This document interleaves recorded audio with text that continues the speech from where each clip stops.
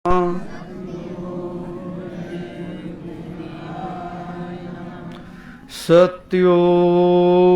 जय गुरुदेवाय नमः।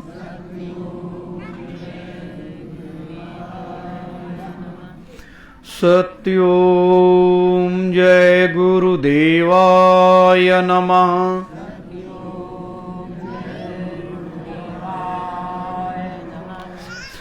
सत्यों जय गुरुदेवाय नमः।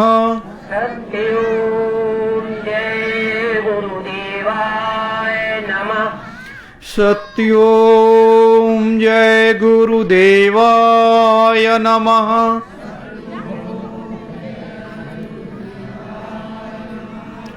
सत्यों जय गुरुदेवाय नमः।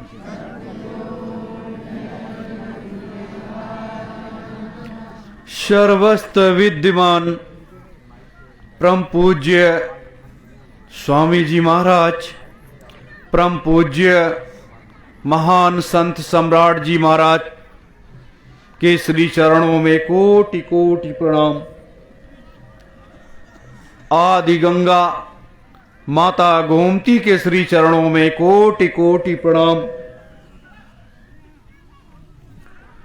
88,000 ऋषियों की पावन पवित्र इस तपोस्थली को कोटि कोटि प्रणाम।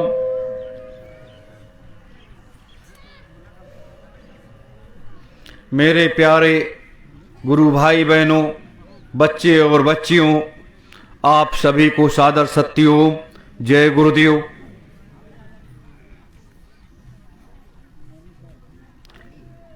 आज हम आप सब सतयुग तीर्थ की इस पावन धरा पर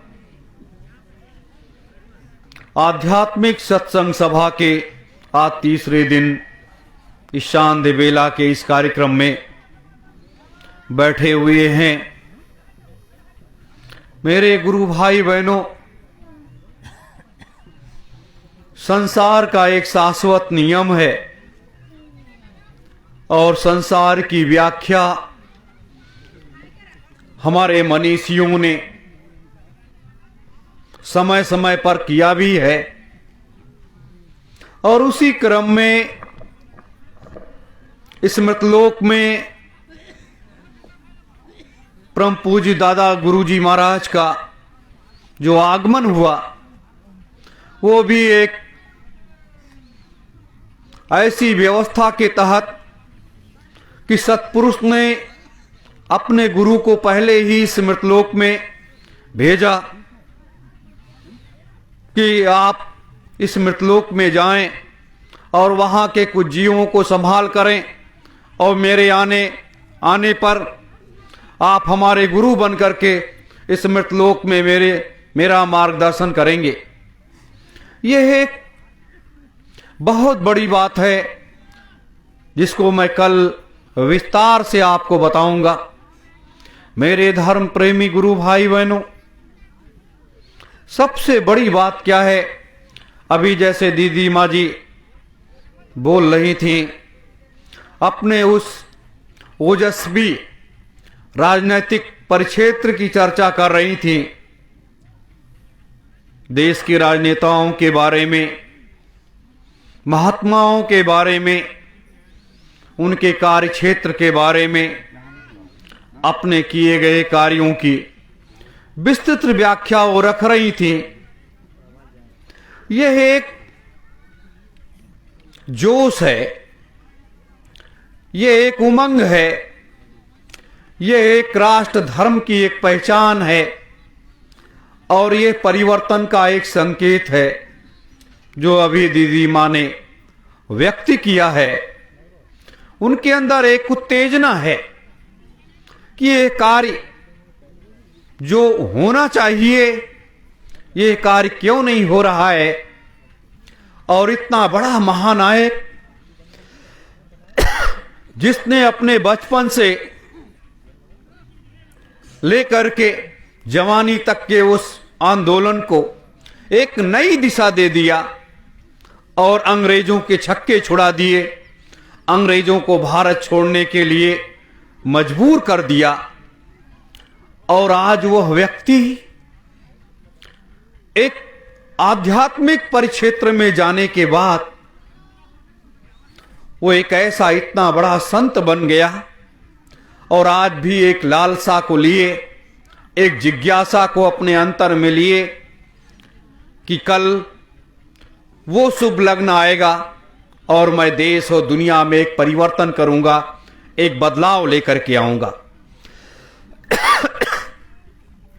भारतीय ऋषि मुनियों का देश है, भारतीय संत महात्माओं का देश है और भारत में समय समय पर अवतारी शक्तियों का आगमन भी होता रहा है। ये हमें जरूर अपने ध्यान में रखना चाहिए और हमें अपने पूर्वजों से सीख लेनी चाहिए कि विश्वामित्र जी भी एक अपने समय के एक राजा थे, लेकिन जब उनके अंदर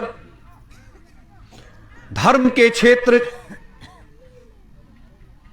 का एक रास्ता मिला, उनको ज्ञान हुआ कि अध्यात्म में इतनी बड़ी ताकत है, इतना बड़ा पावर है, तो वह जो है अपना राजपाट छोड़ करके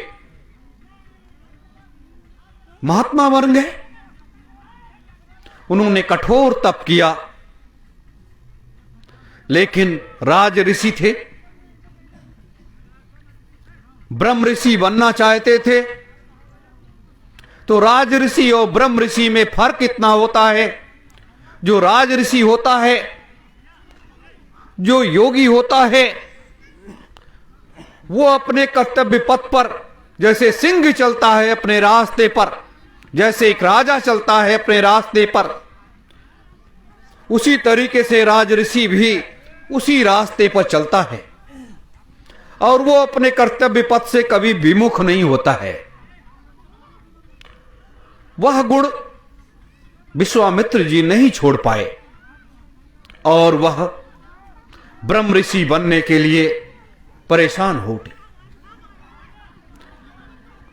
ये जब महात्माओं ने निर्णय लिया कि अगर वशिष्ठ जी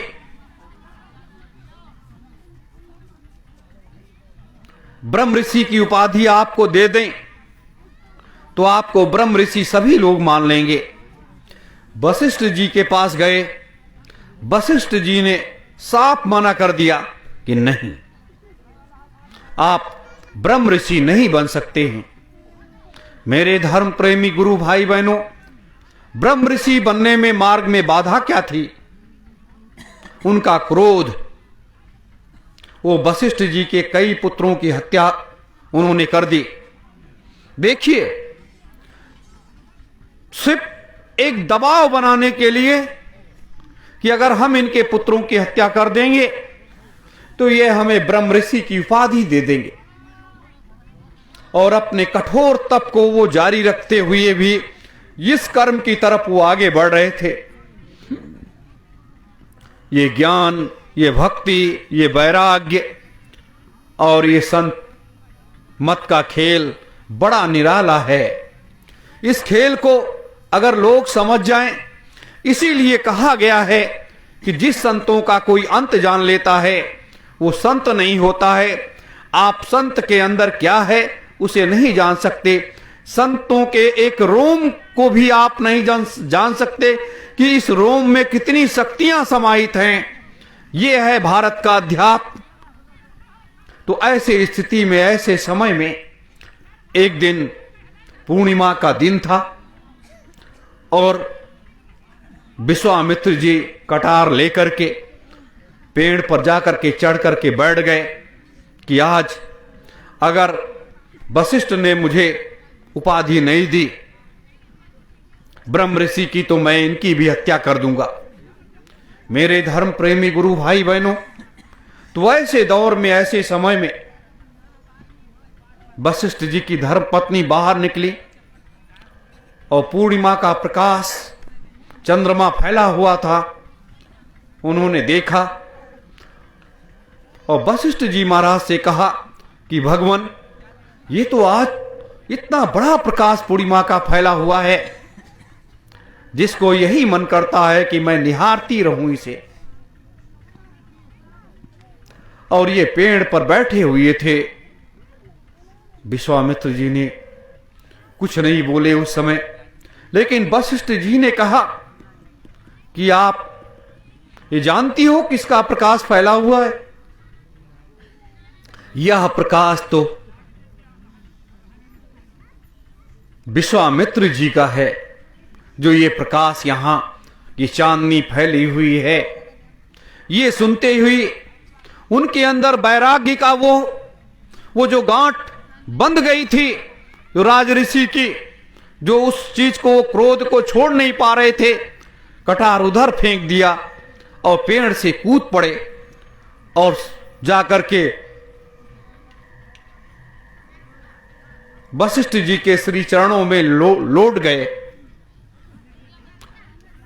जब लौट गए उनके चरणों में, तो वशिष्ठ जी ने जब उठाया तो कहा, उठो ब्रह्म ऋषि, उठो ब्रह्म ऋषि। और यह कहकर के उन्होंने राज ऋषि से वो ब्रह्म ऋषि बन गए विश्वामित्र जी। तो जिसके पास इतनी अपार शक्ति हो, अपार पावर हो, आज ये तिनका भी अगर आपके महात्मा चाह ले एक तिनके को आपके सामने रख दें और कह दें इसे आप उठा लीजिए, तो आप लाख प्रयास करोगे उस तिनके को भी नहीं उठा सकते हो। लेकिन जब कोई ब्रह्म ऋषि बन जाता है, पूर्ण वो संत बन जाता है, पूर्ण रूप से वो महात्मा बन जाता है, तो उसकी एक मर्यादा हो जाती है। और जब वो मर्यादा में बन जाता है, तो मर्यादा में बनने के बाद वो अस्त्र शस्त्रों को नहीं उठा सकता, वो उस रास्ते की तरफ आगे नहीं जा सकता है जिस रास्ते की आवश्यकता आज हम आप कल्पना कर रहे हैं। मेरे धर्म प्रेमी गुरु भाई बहनों, ये एक सबसे बड़ी चीज है। हमारे ये काल और दयाल दोनों महाशक्तियां, ये क्या हैं? ये पूर्ण संत हैं, पूर्ण महात्मा हैं, और ये अनामी धाम से आए हुए वो महाप्रभु हैं, जिनका ये सारा संसार है, जिनका ये सारा जगत है, जिनका 3 लोक 14 भुवन 9 खंड सचखंड सब कुछ उनका है, बनाया हुआ है, जिसके वो कर्ता और धर्ता हैं। ये मृतलोक की भावना में हमें बहना नहीं चाहिए, हमें उस सत्य मार्ग को चुनना चाहिए। राम वीर थे, ज्ञानी थे, गुरु का आदेश और आशीर्वाद था, लेकिन मर्यादा में इतने मजबूत स्थिति में उन्होंने अपने को बांध रखा था कि समय पर उन्होंने चोट किया, समय पर वार किया और समय पर अपने कार्यों को पूर्ण किया, मर्यादा का उल्लंघन नहीं किया। यह एक सबसे बड़ा कर्तव्य का पथ होता है मेरे धर्म प्रेमी गुरु भाई बहनों। इसीलिए मैं आप लोगों से बार बार कहता हूं कि हमें महात्माओं के, अपने गुरु के बताए हुए उस रास्ते पर चलना होगा, और उस रास्ते पर चलते चलते हमें मंजिल मिल जाएगी और हमारा आपका वो समय भी व्यतीत हो जाएगा। इसलिए कभी भी संघर्ष के पथ से हमें विचलित नहीं होना चाहिए और कभी भी हमें विवेकहीन नहीं होना चाहिए। हमें अपने लक्ष्य पथ पर आगे बढ़ते रहना चाहिए।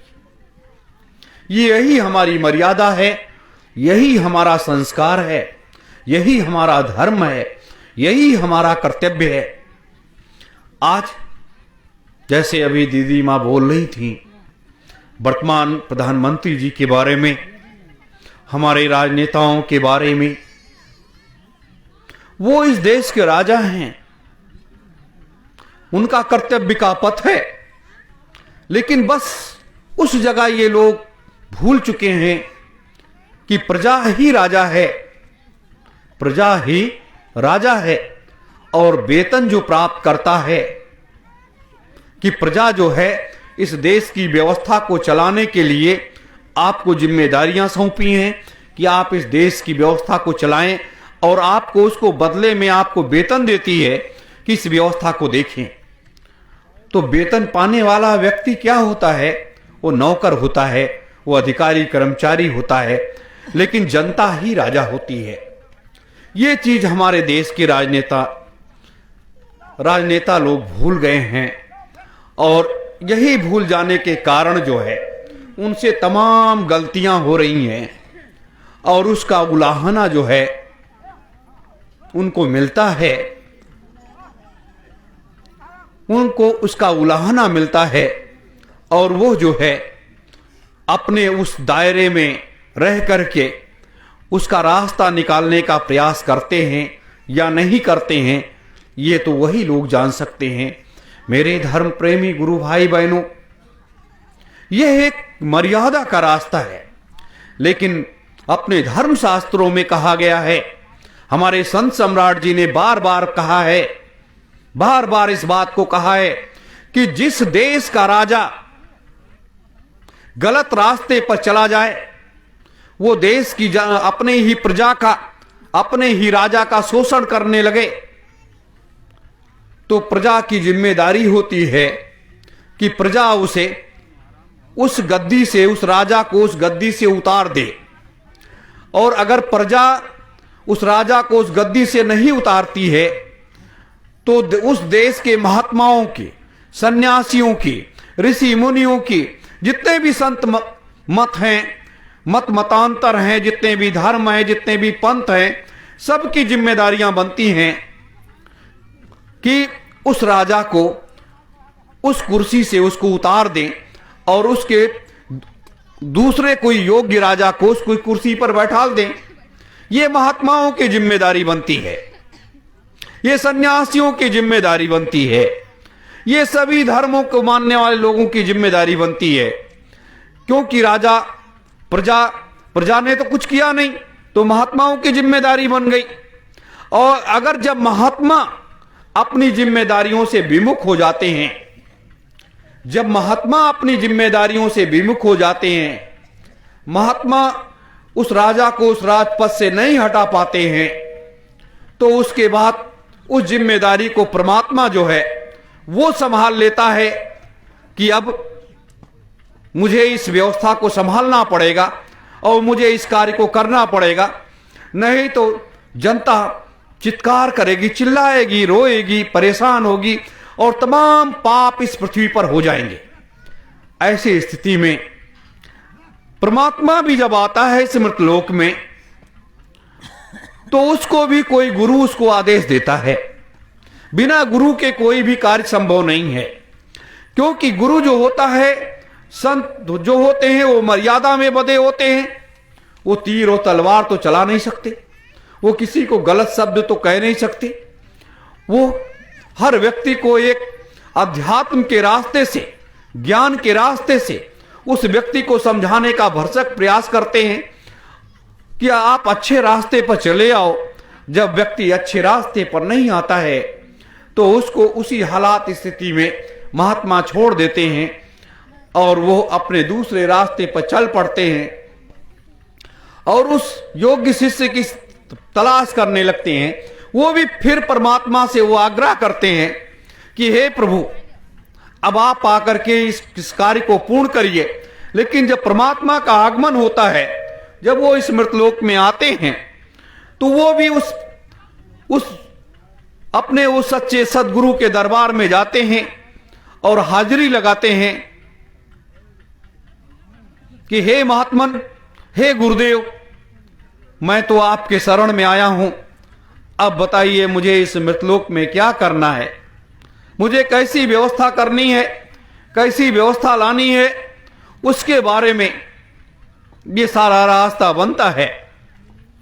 लेकिन जब गुरुदेव महात्मा उस परमात्मा को दीक्षित करते हैं, दीक्षा देते हैं और मार्ग बताते हैं और रास्ता दिखाते हैं कि आप इस रास्ते पर चल करके इस कार्य को आपको पूर्ण करना है, क्योंकि अब पाप की अधिकता हो गई है और इसको समाप्त करना है। और ये जो असुरी प्रवृत्ति की विचारधारा इस संसार में फैल चुकी है, उसको समाप्त करना ये आपकी जिम्मेदारी है।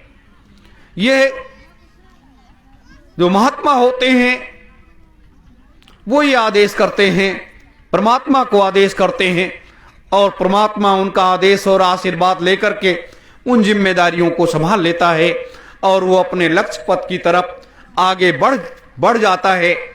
ये हर युगों में हुआ है, हर युगों में ये सिद्धांत है, ये व्यवस्था है कि अगर इसका उल्लंघन कभी भी किसी भी युग में नहीं हुआ, चाहे अनादिकाल रहा हो, चाहे आदिकाल रहा हो, चाहे सतयुग हो, चाहे त्रेता हो, चाहे द्वापर हो, चाहे कलयुग के तमाम ये 5300 वर्ष का जो ये कार्य कलयुग का जो व्यतीत हुआ है, इसमें भी समय समय पर महात्मा आते रहे हैं और समय समय पर लोगों को रास्ता दिखाते रहे हैं और लोग उसी हिसाब से कार्य को करते रहे हैं और व्यवस्था में सुधार करते रहे हैं।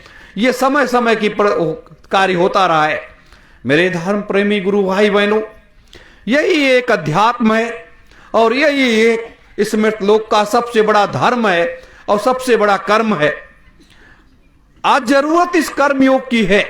जैसे अभी हमारी दीदी माँ बोल रही थी, उनका इशारा था, उनका रास्ता था कि कर्म को प्रधान मानते हुए हमें अपने लक्ष्य को प्राप्त करने के लिए आगे बढ़ना चाहिए और उस रास्ते पर चल पड़ना चाहिए जहां से हमें विजय श्री हासिल करनी है। ये उनका साफ संकेत था। हमें इस संकेत को समझना चाहिए। लेकिन यह भारत भूमि है। आज हम आप सब जहां बैठे हुए हैं, ये 88,000 ऋषियों की वो तपोभूमि है, जिस तपोभूमि पर देवता भी तरस जाते हैं आने के लिए। वो भी परमात्मा से प्रार्थना करते हैं कि हे प्रभु, मुझे भी वहां पर मनुष्य के रूप में जाने का आदेश दो, जिससे मैं वहां जा करके साधना कर सकूं, तप कर सकूं और उस भूमि पर रह सकूं और इस मृतलोक की मर्यादा को बना सकूं। ये भाव का वो दर्द सब नहीं समझ सकते। आज भारतवर्ष में 1,03,00,000 महात्मा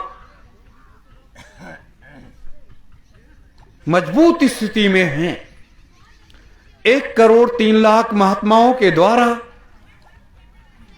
उसके बाद सनातन हिंदू धर्म के 1,03,00,000 महात्मा, उसके बाद जैन धर्म के, बौद्ध धर्म के, सिख धर्म के, मुस्लिम धर्म के और तमाम पंथों के, तमाम मतों के लोग हैं। लेकिन इस देश में फैली हुई दुर्व्यवस्था को समाप्त करने के लिए लोग उस पर काम नहीं कर पा रहे हैं। लोग एक काम कर रहे हैं मात्र कि हमारा पंथ है कैसे आगे बढ़ेगा, हमारा धर्म कैसे आगे बढ़ेगा, हमारे कितने अनुयायी बनेंगे, हमारे कितने शिष्य बनेंगे, इस पर लोग काम कर रहे हैं। लेकिन देश या दुनिया में मानव धर्म की स्थापना पर लोग काम नहीं करते। सबसे बड़ा धर्म क्या है? मानव धर्म है। मानव धर्म से बड़ा कोई धर्म नहीं है इस दुनिया में, क्योंकि ईश्वर के यहां से आने का रास्ता एक है, जाने का रास्ता एक है और कोई तीसरा रास्ता ईश्वर ने नहीं दिया। हर व्यक्ति मां के गर्भ से जन्म लेता है और हर व्यक्ति के शरीर से जब जीवात्मा निकलती है तो किसी के ब्रह्मांड से निकल जाती है, किसी के मुख से निकल जाती है, किसी की आंख से निकल जाती है, किसी की नाक से निकल जाती है और किसी की गुदा के रास्ते से निकल जाती है जीवात्मा और वो अपने घर को चली जाती है। अगर ईश्वर ने कोई दूसरी व्यवस्था बनाई हो या किसी दूसरे धर्मों ने कोई व्यवस्था बनाई हो दूसरी कि उसको दूसरे तरीके से हम मनुष्य के रूप में पैदा करेंगे और दूसरे तरीके से जीवात्माएं जाएंगी, लेकिन किसी ने कोई नहीं बनाया है। ये एक सबसे बड़ी बात है।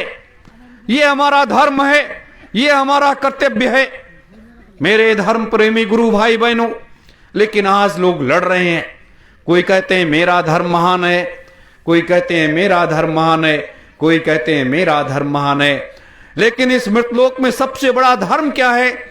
सबसे बड़ा धर्म मानव धर्म है। मानव धर्म के अलावा कोई धर्म बड़ा नहीं है। सब ईश्वर की संतान है। हमारी भाषा बदली हुई है।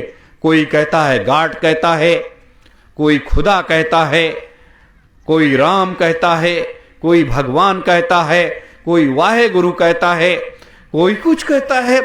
सिर्फ भाषा का फर्क है और कुछ नहीं है।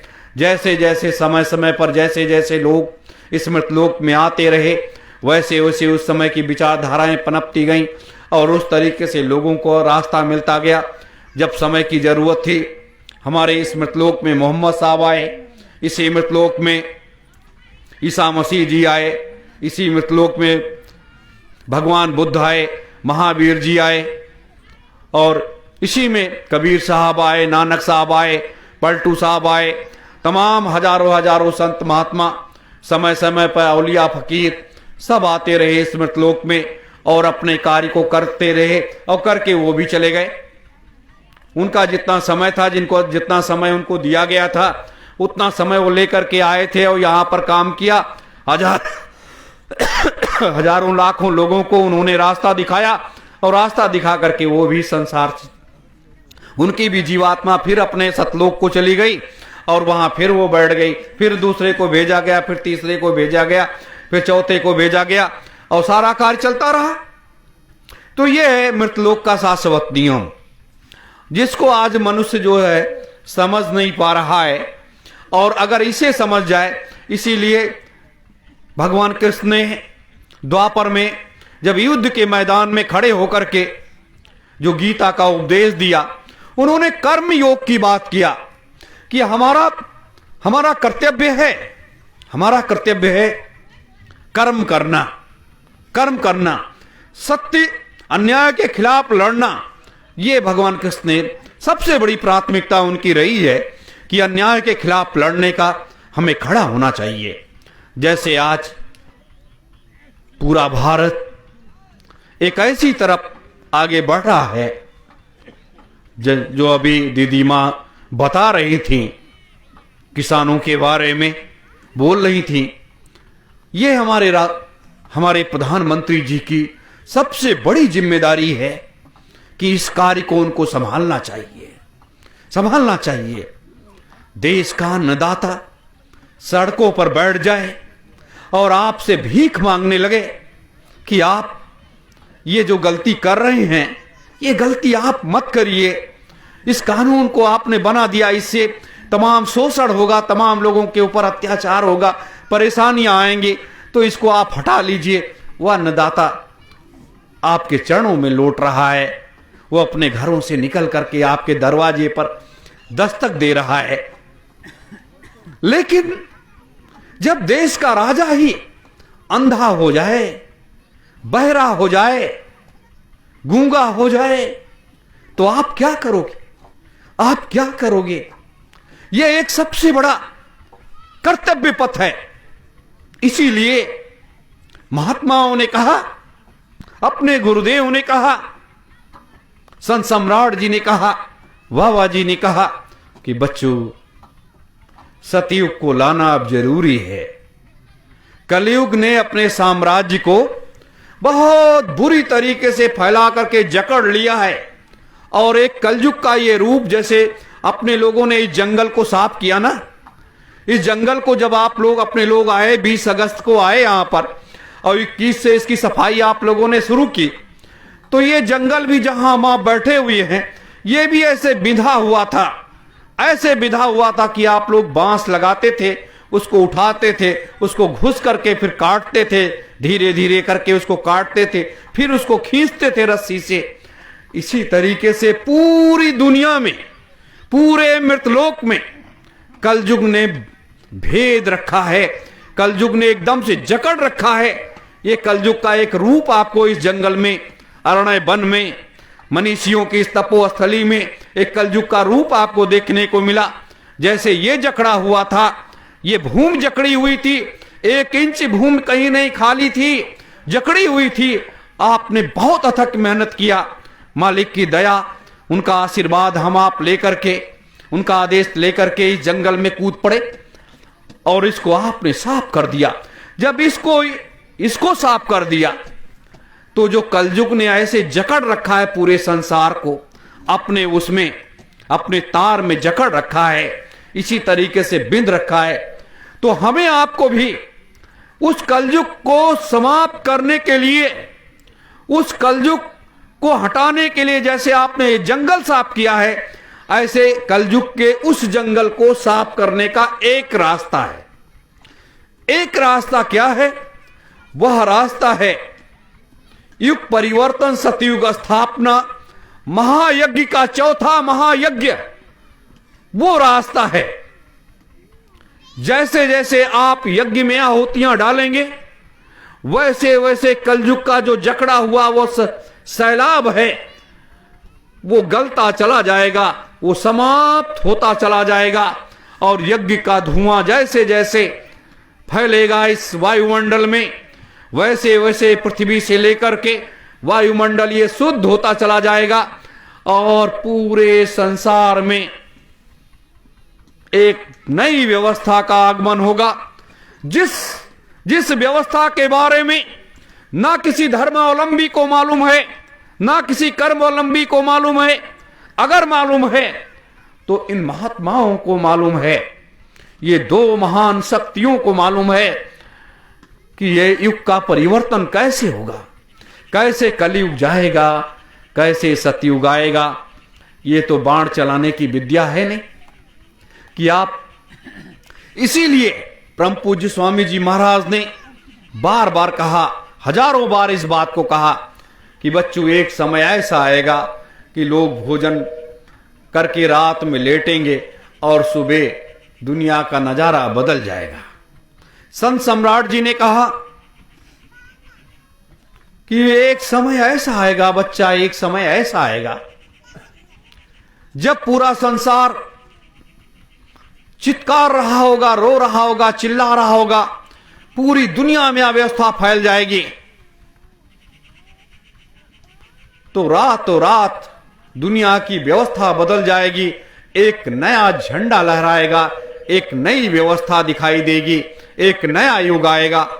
ये पूज्य गुरुदेव संत सम्राट जी के शब्द थे। मेरे धर्म प्रेमी गुरु भाई बहनों, हम आप ये सोचते हैं कि इन योगियों को, इन महात्माओं को इसकी क्या जरूरत है। मुझे याद है जब हम लोग निकलते थे प्रचार के लिए तो लोग ये कहते थे कि महात्माओं को राजनीति से क्या जरूरत है, महात्माओं को तो राजनीति करनी नहीं चाहिए। बाबा जय गुरुदेव ने राजनीति किया, संत सम्राट जी को राजनीति की क्या जरूरत है, वो तो एक जगह जाकर के बैठ गए। ये बात जब संत सम्राट जी के सामने मैंने रखी थी तो उस समय स्वामी जी महाराज ने कहा बच्चों, ये मूर्खों को मालूम नहीं है, मूर्खों को मालूम ही नहीं है कि राजनीति क्या है, राजनीति की व्यवस्था क्या है। असली भारत की नहीं, दुनिया की राजनीति, असली राजनीति तो महात्माओं के पास है, असली राजनीति तो महात्माओं के पास है। ये जो लोग राजनीति कर रहे हैं, ये राजनीति नहीं कर रहे हैं, ये लोग तो लोकतंत्र को लूट नीति कर रहे हैं, लोकतंत्र के बहाने देश को लूट रहे हैं, उसकी नीति कर रहे हैं, ये राजनीति कहां कर रहे हैं। तब उन्होंने बताया कि धर्म नीति और राजनीति का वैवाहिक संबंध है, धर्म नीति और राजनीति का वैवाहिक संबंध है, जैसे पति और पत्नी। जैसे पति और पत्नी जैसे अभी दीदी माँ बता रही थी कि अगर पत्नी खत्म हो जाए तो पति विधुर हो जाता है, अगर पति खत्म हो जाए तो पत्नी विधवा हो जाती है। तो उसी तरह से भारत की राजनीति को लोगों ने धर्म नीति से जब अलग किया, धर्म नीति से जब अलग किया तो राजनीति तो धर्म नीति पति है और राजनीति है पत्नी। तो जब पति को अलग कर दिया तो राजनीति जो हो वो थी वो विधवा हो गई, और जब विधवा हो गई तो उस पर श्रृंगार हो नहीं सकता, वो सिंदूर लगा नहीं सकती, चूड़ियां पहन नहीं सकती, पायल पहन नहीं सकती, वो अपने पैरों में रंग तो लगा नहीं सकती। तो ऐसी स्थिति में ये भारत की राजनीति हो गई, और जब भारत की ऐसी स्थिति में राजनीति हो गई तो आज 15 अगस्त 1947 से लेकर के इस 74-75 सालों में भारत की दुर्दशा देश के राजनेताओं ने कर दिया। उस रास्ते पर लेकर के लोग चले गए। ये है भारत की असली राजनीति। तो हम आप जो आगे बढ़े हैं सतयुग लाने के लिए, हम धर्म नीति और राजनीति, हमारा पहला कर्तव्य है।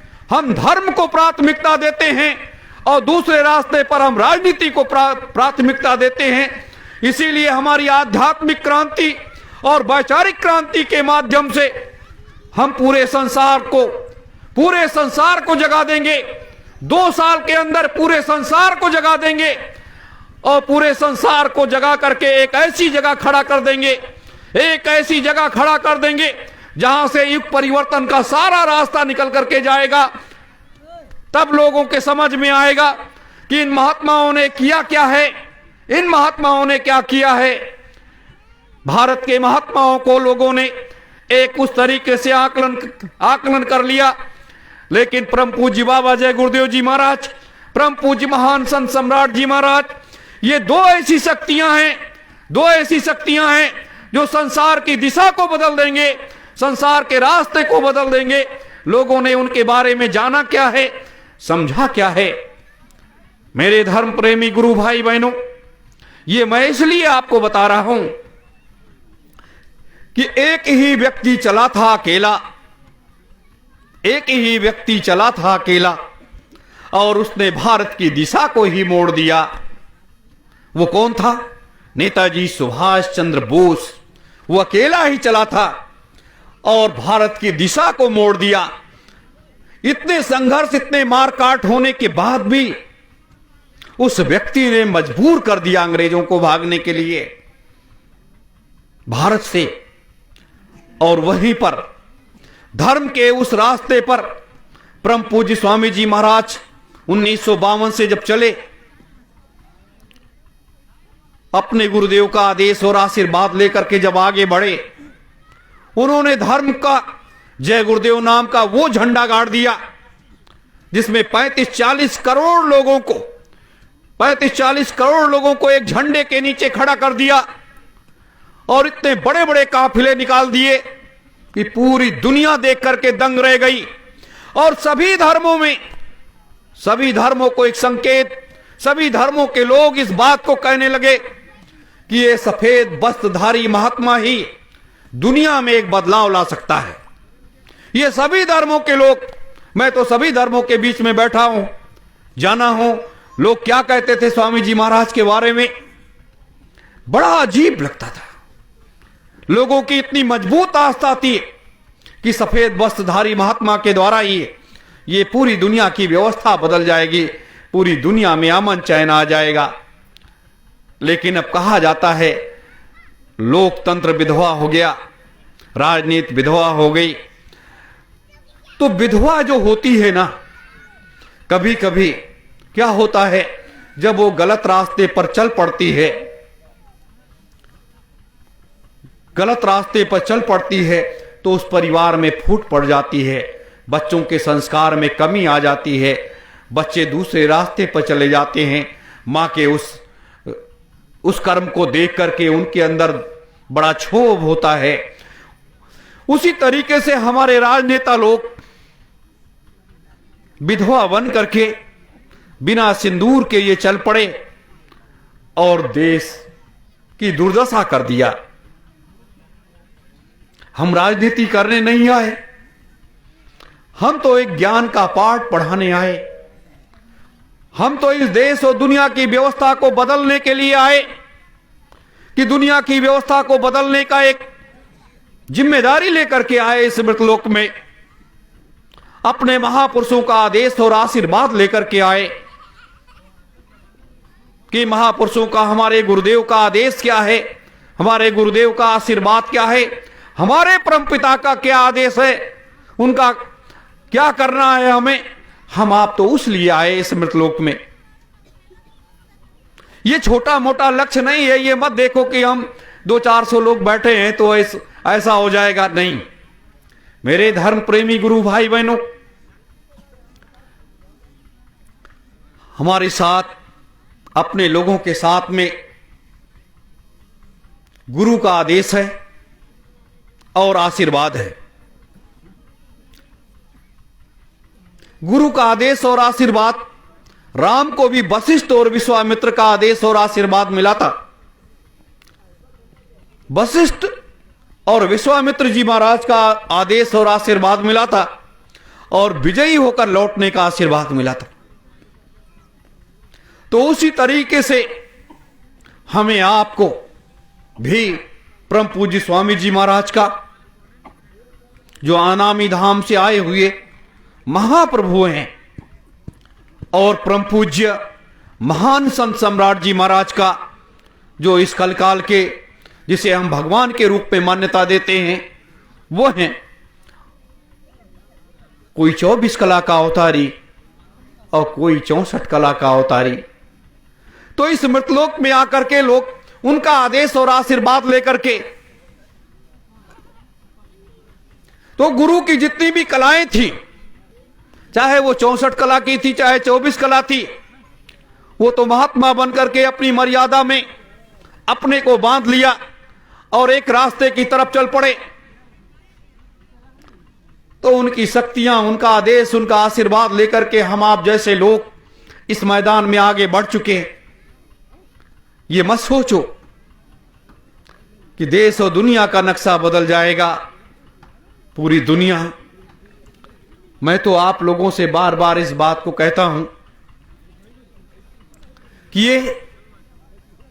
ये भारतवर्ष, ये आर्यावर्त, ये अखंड भारतवर्ष बड़े कष्टों को झेला है, बड़े बड़े अत्याचार सहे हैं। हमारे महात्माओं को भी बड़े बड़े कष्टों से गुजरना पड़ा है। हमारे मनीषियों के ऊपर भी बड़े बड़े अत्याचार हुए हैं, लेकिन वो मर्यादा में रह करके उस मर्यादा का उन्होंने कभी उल्लंघन नहीं किया। आज हम आप सब धर्म नीति और राजनीति के इस परिक्षेत्र में अपने कदम को आगे बढ़ा रहे हैं और तेजी के साथ आगे बढ़ा रहे हैं। और यह कार्य आगे आप लोगों का संकल्प, आप लोगों का हिम्मत और साहस आगे ऊंचाइयों तक लेकर के जाएगा। इतनी ऊंचाइयों तक लेकर के जाएगा कि लोगों को तब पता चलेगा कि ये लोग कैसे लोग थे। ये पैदल चलने वाले लोग, ये जंगलों में रहने वाले लोग, ये नदी के किनारे बैठने वाले लोग, ये पहाड़ों की गुफाओं में जाने वाले लोग, ये महात्माओं के सानिध्य में रहने वाले लोग, इन लोगों ने क्या कर दिया? इन लोगों ने क्या कर दिया? ये दुनिया की व्यवस्था को बदलने की बात करते हैं। मेरे धर्म प्रेमी गुरु भाई बहनों, ये जो तस्वीर लगी है आप देख रहे हैं, दादा गुरु जी की तस्वीर लगी हुई है, जिसमें आज रात्रि में ये दोनों महाशक्तियां जाकर के अपने गुरु की पूजा करेंगी। मथुरा में जाकर के उस मंदिर में पूजा करेंगी और पूजा करने के बाद अपने गुरु से पुनः एक आदेश आशीर्वाद लेंगी और उसके बाद आगे बढ़ेंगी। मेरे धर्म प्रेमी गुरु भाई बहनों, यही एक सुनहरा मौका होता है जब गुरु प्रसन्न होकर के अपने अपने शिष्यों पर अपना सब कुछ न्यौछावर कर देता है। यही वो वक्त है, यही वो समय है, यही वो दौर है जब हम आप सब आज इस पावन पवित्र इस तपोस्थली पर बैठ करके इस कार्य को अंजाम दे रहे हैं। कल परम पूज्य दादा गुरुजी महाराज का पावन पुनीत भंडारा भी है और ये बड़े शुभ दिन पड़ रहा है। कल गुरुवार का दिन है, गुरु का दिन है। तो कल के दिन हम लोग दिन भर बैठ करके अपनी आध्यात्मिक चर्चा, अपने गुरु की प्रार्थना, आरती, पूजा और पाठ, क्योंकि जब ये दिन आता है ना तो उस दिन क्या होता है कि 24 घंटे अगर अपने गुरु अपने बीच में नहीं होते हैं तो वो 24 घंटे ऐसे बैठ जाते हैं, ऐसे बैठ जाते हैं और अपने तीसरे नेत्र को खोल देते हैं, तीसरे नेत्र को खोल देते हैं। और ये जो इस हमारे आपके शरीर में जो ये मंदिर है, इस शरीर के अंदर जो मंदिर है, इस मंदिर में जो देवता बैठा हुआ है, उस दरवाजे को भी खोल देते हैं। वो उस दरवाजे को जब वो खोल देते हैं तो 24 घंटे के लिए खुला रहता है वो।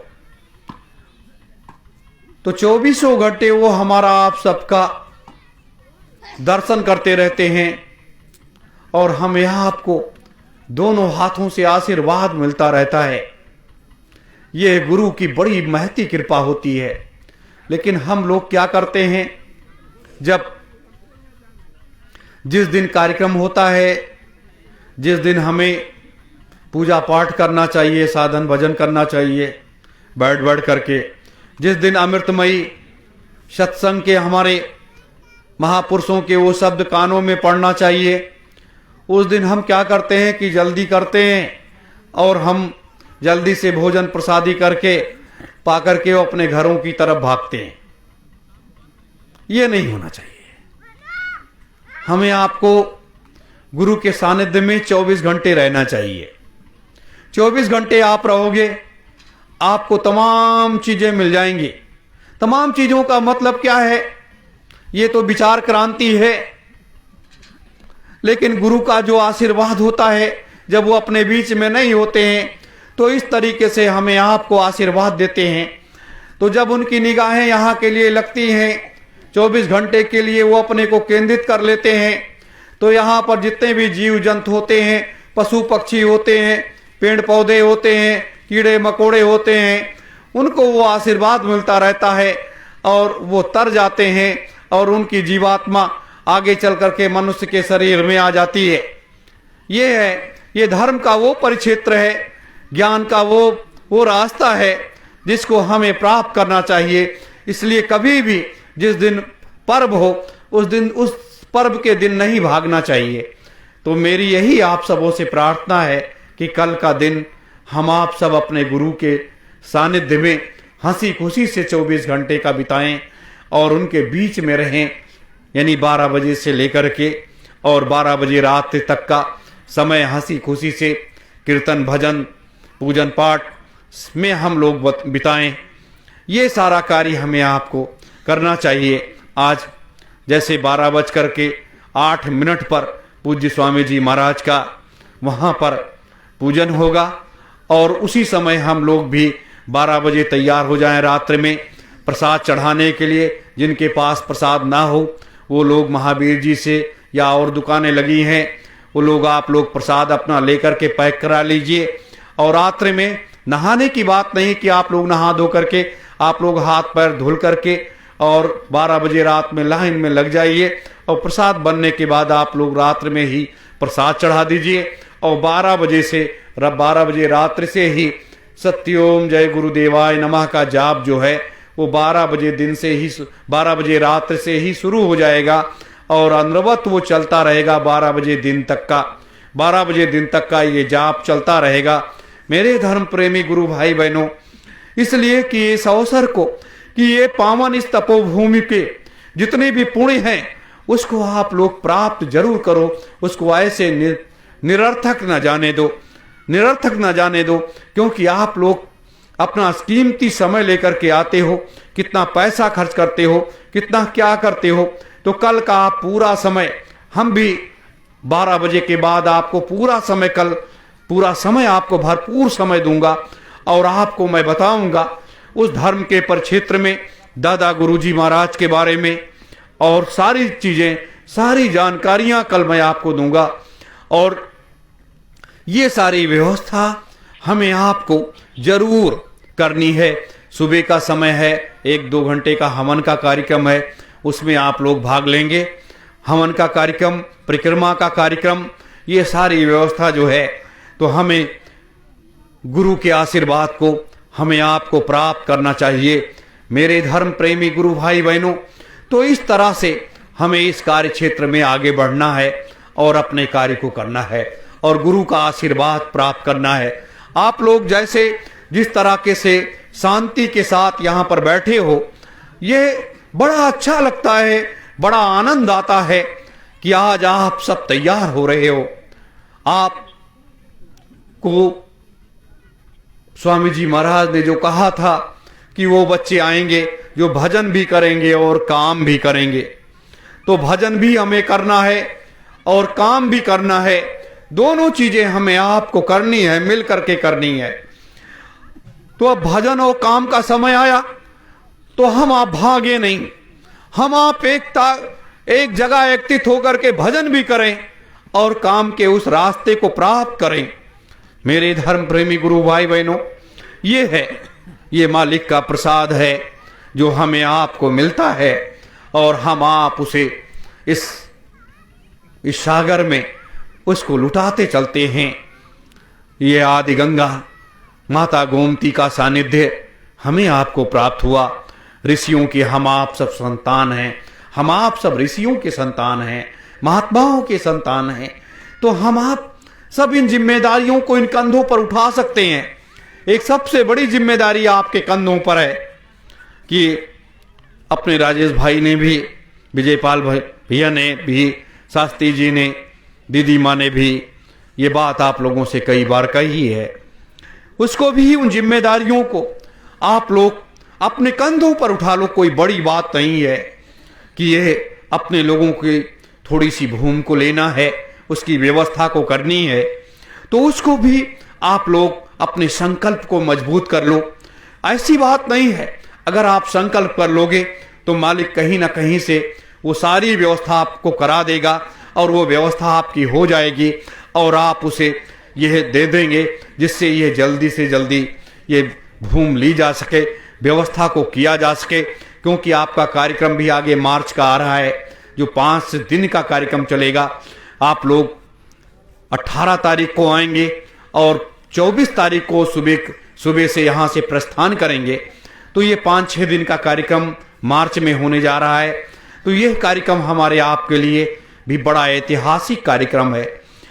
उसके पहले हम आप जिलों में घूम घूम करके सारी व्यवस्था को करेंगे, सारे काम को करेंगे, आप लोगों के बीच में जाकर के सेवा सहयोग इकट्ठा करेंगे और धर्म का प्रचार करेंगे। आध्यात्मिक क्रांति, वैचारिक क्रांति का जो प्रचार है वो हम आप 15 जनवरी से प्रारंभ करेंगे और लगातार उसको करते रहेंगे। ये कभी न बंद होने वाली चीज होगी कि 15 तारीख को एक महत्वपूर्ण बैठक होगी और उसमें सारे विचार चर्चा होगा। वहीं से आध्यात्मिक क्रांति का आगे का रास्ता बढ़ जाएगा।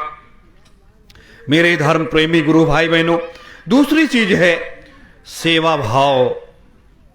गुरु के शरण में जब जाओ तो सेवा करना अपना धर्म है। अगर हमें झाड़ू लगाना पड़े यहाँ, अगर हमें कोई साफ सफाई करना पड़े, भंडारे की सेवा करनी पड़े या कोई भी जो भी सेवा यहाँ से लोग बताएं, वो सेवा करने के लिए हमेशा हम आप सब हमेशा तत्पर रहें, कभी अपने कदम को पीछे न हटाएं। क्योंकि यहाँ जब एक दिन की सेवा 1 वर्ष की साधना में जुड़ रही है तो ये मालिक तो हमें आपको उपहार में दे रहा है ना। तो एक दिन की साधना अगर 1 वर्ष की सेवा हम एक उसमें चली गई, एक दिन हमने यहाँ आश्रम पर सेवा किया और 1 वर्ष हमारी साधना में जुड़ गया 8 घंटे के हिसाब से तो कितने घंटे हो गए। तो इस तरह से हमें आपको यहाँ सेवा भी करना चाहिए। सेवा क्या है? कहीं फूस काट लाना, कहीं छप्पर छा देना, कहीं झाड़ू लगा देना, कहीं बर्तन धुल देना, कहीं ये व्यवस्था को देख लेना, कहीं ये व्यवस्था को देख लेना, कहीं रात्रि जागरण की व्यवस्था है, कहीं कोई व्यवस्था है। और आप लोग एक मर्यादा का परिचय दो। कभी भी आप लोग लेटरिन बाथरूम जाओ, थोड़ा दूर निकल जाओ, थोड़ा दूर निकल जाओ, जहाँ ये लोग बताएं उस रास्ते पर निकल जाओ, क्योंकि ये मनीषियों का परिक्षेत्र है, ये धर्म का परिक्षेत्र है, ये महात्माओं 88,000 ऋषियों की ये तपोभूमि है। तो हमें आपको उस मर्यादा में स्वयं को ढलना पड़ेगा, क्योंकि आप सतयुग लाने की तैयारी कर रहे हो। सतयुग की व्यवस्था के तहत हमें आपको ढलना पड़ेगा। अभी तो सतयुग की बात हम आपने जो किया है, तो मार्च से हमारे पदाधिकारियों के वस्त्र भी, मार्च में पदाधिकारियों के वस्त्र भी हो जाएंगे कि आपका कौन सा वस्त्र पहनना है, हमेशा आपको क्या करना है, सबके अलग अलग व्यवस्थाएं हो जाएंगी। कैसे आप साधन भजन करेंगे, कैसे आप क्या करोगे, कैसे व्यवस्था होगी, ये सारी चीजें आगे आगे ये रास्ते बनते चले जाएंगे मेरे धर्म प्रेमी गुरु भाई बहनों। इसलिए हम आपसे ये जरूर कहते हैं कि आज जैसे हम आप यहाँ पर बैठे हुए हैं, अपने मालिक हमें आपको देख रहे हैं, हमें आप सबको देख रहे हैं, और सिद्धाश्रम में बैठे हुए वो 3000 महात्मा भी हमें आपको देख रहे हैं कि हमारे बच्चे बच्चियां क्या कर रहे हैं। तो हमें आपको एक आदर्श बनना है, हमें आपको एक रास्ता दिखाना है, हमें आपको इस कर्तव्य के पथ पर चलना है। और जिस कर्तव्य के पथ पर चल करके हम इस संसार की व्यवस्था को बदलने का संकल्प लेते हैं, इस व्यवस्था को बदलने का संकल्प लेते हैं, तो हमें एक अच्छा इंसान बनना है और हमें अपने गुरुदेव के सानिध्य में रहते हुए एक सच्चा शिष्य बनना है, एक सच्चा पुत्र और पुत्री बन करके हमें इस काम को करना है। हमें अपने गुरु का सच्चा पुत्र और पुत्री बन करके इस कार्य को करना है। मेरे धर्म प्रेमी गुरु भाई बहनों, यही एक सबसे बड़ी मर्यादा होती है। जब भगवान श्री राम जंगल जाने का समय आया, वो वशिष्ठ और विश्वामित्र के पास गए। वशिष्ठ जी के आंखों में आंसू था।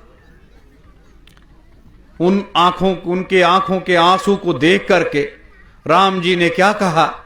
राम जी ने कहा, गुरुदेव, आदेश और आशीर्वाद देने के बाद आपके आंखों में आंसू। वशिष्ठ जी ने कहा, राम, यह जीवन मेरा तो धन्य हो गया जो मैंने ऐसा शिष्य प्राप्त किया, और अपने शिष्य को दुनिया में असुरी प्रवृत्ति के लोगों का सफाया करने के लिए एक ऐसी योजना तैयार करके, एक ऐसा रास्ता बना करके, और आज अपने ही शिष्य को मुझे आदेश देना पड़ रहा है कि आप जंगल की तरफ आगे बढ़ो और जिस कार्य के लिए आए हो उस कार्य को पूर्ण करो। ये वो आंसू हैं जो हर पग पर तुम्हारे नीचे लगेंगे और तुम्हारे तलों में शीतलता लाएंगे। जब ये वशिष्ठ जी ने कहा, राम उनके श्री चरणों में लौट गए। जब वशिष्ठ जी ने उठाया और सीने से लगा लिया और उसके बाद कहा, राम, एक बात जरूर ध्यान रखना कि गुरु की मर्यादा कभी भंग ना होने पाए, इतना जरूर तुम ध्यान रखना। राम ने वचन दे दिया कि गुरुदेव, जब तक ये शरीर में ये श्वास रहेगा तब तक गुरु की मर्यादा कभी भंग नहीं होगी। मेरे धर्म प्रेमी गुरु भाई बहनों, वो भी एक दौर था, वो भी एक समय था। उसी तरह से जब मैं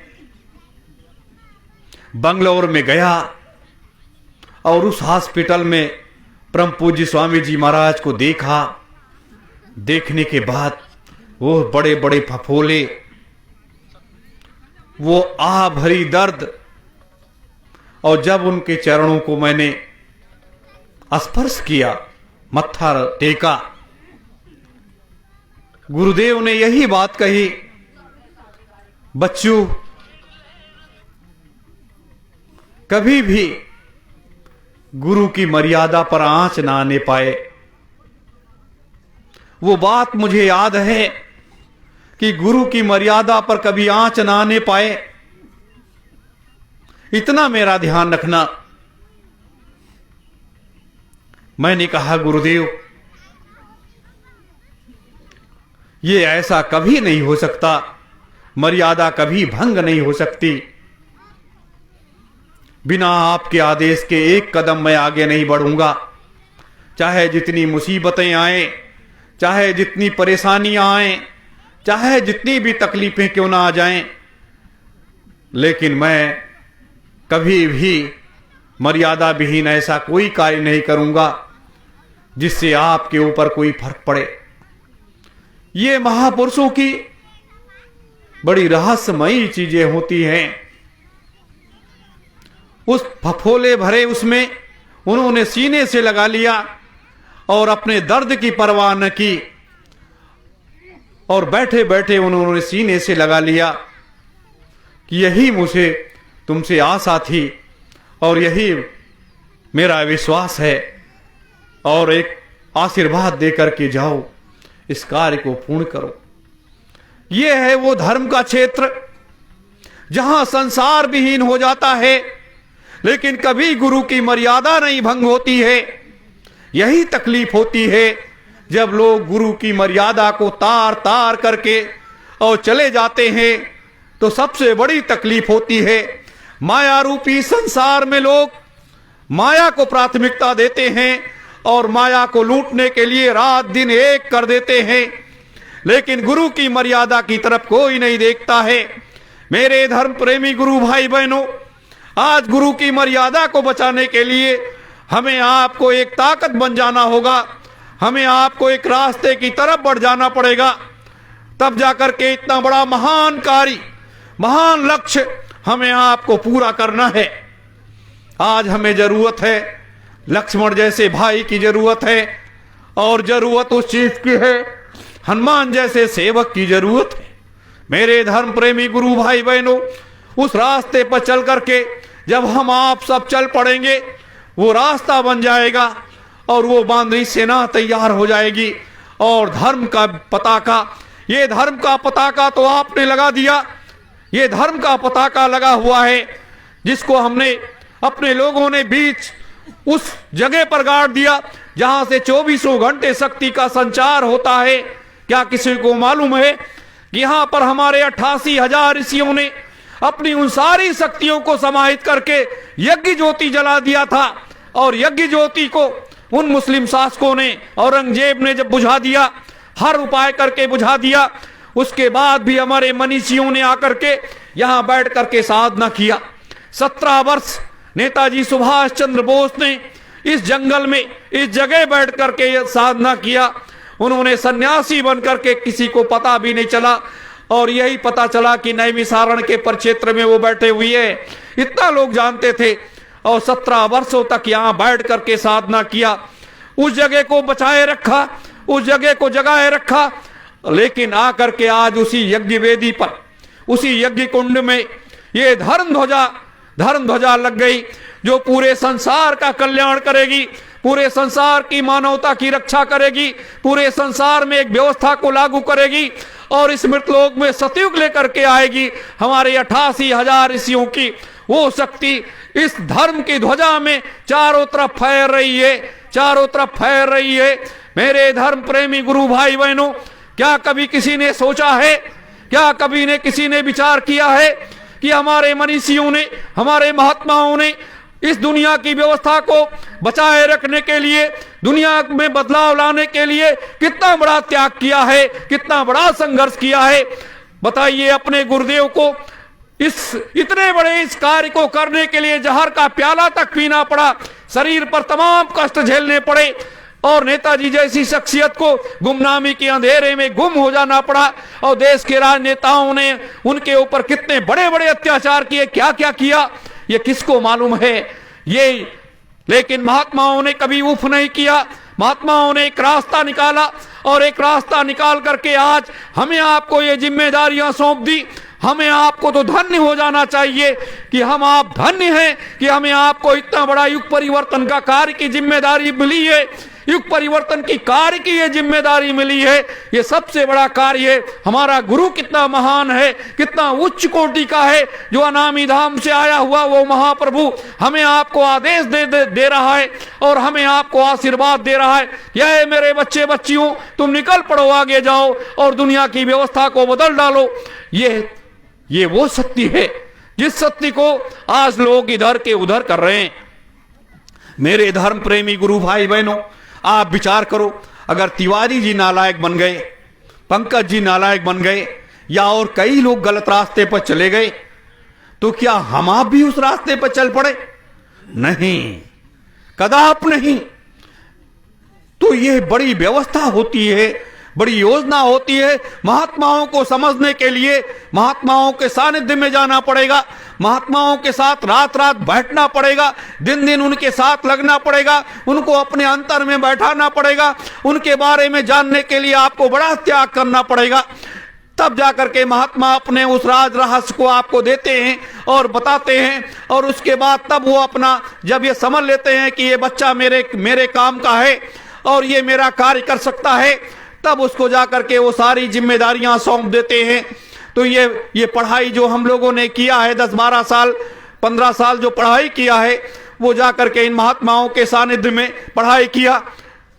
परम पूज्य स्वामी जी महाराज के सानिध्य में रहने के बाद परम पूज्य स्वामी जी महाराज ने 1990 में मुझे संत सम्राट जी के सानिध्य में भेज दिया कि जाकर के वहां से आपको अपने कार्य को करना है, सारी व्यवस्था को संचालित करना है, देखना है, करना है। तो वहां जाकर के जो पढ़ाई मैंने पढ़ी है, जैसे उस समय वशिष्ठ के दरबार में वशिष्ठ जी के महाराज के शरण में राम जी चले गए वो पढ़ाई पढ़ने के लिए, वैसे मैं भी ये पढ़ाई पढ़ने के लिए परम पूज्य संत सम्राट जी महाराज के सानिध्य में चला गया। दीदी माँ अपने उन संत सम्राट जी के सानिध्य में चली गई वो पढ़ाई पढ़ने के लिए। तो एक बड़ा ये पढ़ाई पढ़ना, अध्यात्म की पढ़ाई पढ़ना बड़ा कठिन काम है। अध्यात्म के साथ राजनीति की पढ़ाई पढ़ना भी बड़ा कठिन काम है। तो धर्म नीति और राजनीति की पढ़ाई पढ़ने के बाद जब व्यक्ति निकलता है और संसार में वो आगे बढ़ता है, तो उसका जो कार्य है, उसका पताका फहराता है, उसका विचार फहराता है। तो यह जैसे उस समय आजाद हिंद फौज में नेताजी ने कहा था, कदम कदम बढ़ाए जा, खुशी के गीत गाए जा, ये जिंदगी है तू कौम पर लुटाए जा। तो ये जिंदगी कौम पर लुटाने की बात नहीं है। आज यहां जरूरत है कि ये सतयुग के कार्य में हम आप सब कदम से कदम मिलाते चले, आवाज में आवाज मिलाते चले और धर्म के इस रास्ते पर चलते हुए अपने सतयुग के लाने की तैयारी करें। यही एक सबसे बड़ा कार्य है।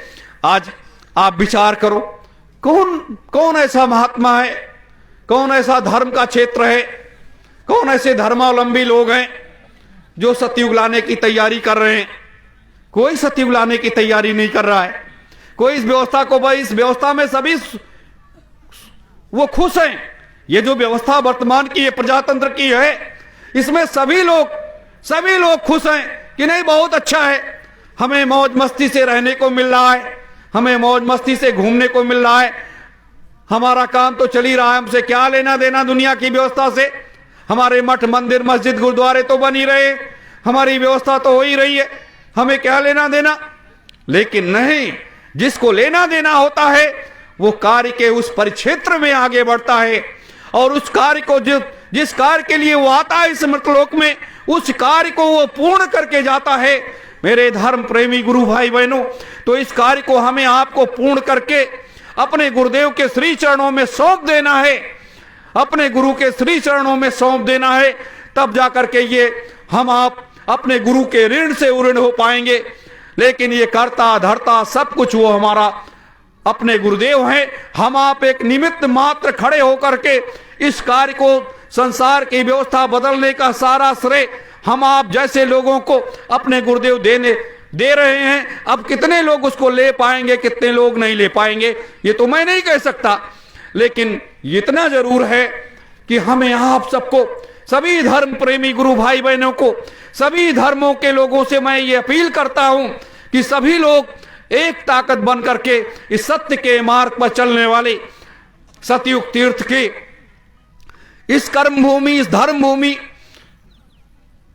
के इस जगह पर जरूर लोग आएं और सिजदा करें, प्रणाम करें, मत्था नवाएं और उसके बाद यहां से कुछ ले करके जाएं और उसको संसार में बिखेरें, इसको प्रचार करें।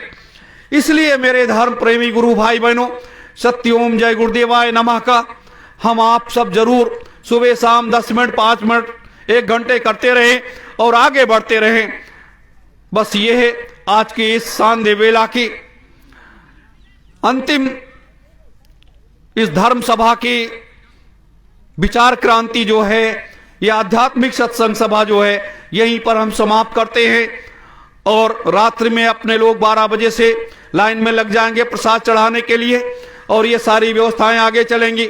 और कल का जो कार्यक्रम है वो कल ये प्रयास अपने लोग करेंगे कि 10 बजे से आध्यात्मिक सत्संग सभा का दौर शुरू हो और दिन भर अनुवत चलता रहे, इसी थोड़ी देर के लिए गैप करके और ये चलता रहे, जिससे आप लोगों को कल का जो दिन है हम उसको सदुपयोग करना चाहते हैं, पूरा दिन सदुपयोग करना चाहते हैं और आप लोग भी अपने गुरु के उस कार्य के क्षेत्र में आगे बढ़ते रहें। यही मेरी प्रार्थना है, यही मेरी विनती है और यही मेरा आप सबों को एक आदेश नहीं, एक समझ लीजिए कि एक अनुरोध है कि आप लोग इस व्यवस्था को बनाने के लिए तन मन धन से पूर्ण रूप से सहयोग करें। बस इन्हीं शब्दों के साथ आप लोग मेरे साथ नारा बोलेंगे, सतयुग तीर्थ की, सतयुग तीर्थ की, सतयुग तीर्थ की। परम पूज्य स्वामी जी महाराज की, परम पूज्य स्वामी जी महाराज की, परम पूज्य स्वामी जी महाराज की, परम पूज्य महान संत सम्राट जी महाराज की, परम पूज्य महान संत सम्राट जी महाराज की, परम पूज्य महान संत सम्राट जी महाराज की, धर्म ध्वजा की, धर्म ध्वजा की, धर्म ध्वजा की, धर्म ध्वजा की। 88,000 ऋषियों की, 88,000 ऋषियों की, 88,000 ऋषियों की। आदि गंगा गोमती माता की, आदि गंगा गोमती माता की, आदि गंगा गोमती माता की, आदि गंगा गोमती माता की। 3 लाख सदगुरुओं की, 3 लाख सदगुरुओं की, 3 लाख सदगुरुओं की। आदि शक्ति जगत जननी माता की, आदि शक्ति जगत जननी माता की, आदि शक्ति जगत जननी माता की, आदि शक्ति जगत जननी माता की, आदि शक्ति जगत जननी माता की। पवन सुत हनुमान जी महाराज की, पवन सुत हनुमान जी महाराज की, पवन सुत हनुमान जी महाराज की। दादा गुरुजी महाराज की, दादा गुरुजी महाराज की, दादा गुरुजी महाराज की, दादा गुरुजी महाराज की, दादा गुरुजी महाराज की। सभी संतों की, सभी महात्माओं की, सभी ऋषियों मुनियों की, सभी ऋषियों मुनियों की। भारत माता की, भारत माता की, भारत माता की, भारत माता की, भारत माता की। 88,000 ऋषियों की तपोस्थली की, 88,000 ऋषियों तपोस्थली की, 88,000 ऋषियों की तपोस्थली की, 88,000 ऋषियों की तपोस्थली की, 88,000 ऋषियों की तपोस्थली की। सत्योम जय गुरुदेवाय नमः, सत्योम जय गुरुदेव, सत्योम जय गुरुदेवाय नमः, सत्योम जय गुरुदेवाय नमः,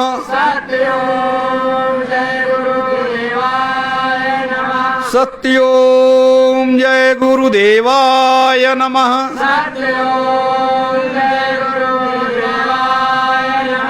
सत्योम जय गुरुदेवाय नमः,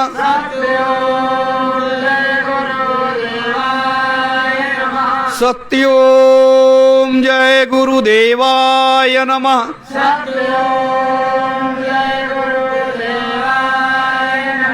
सभी गुरु भाई बहनों को सादर सत्योम जय गुरुदेव।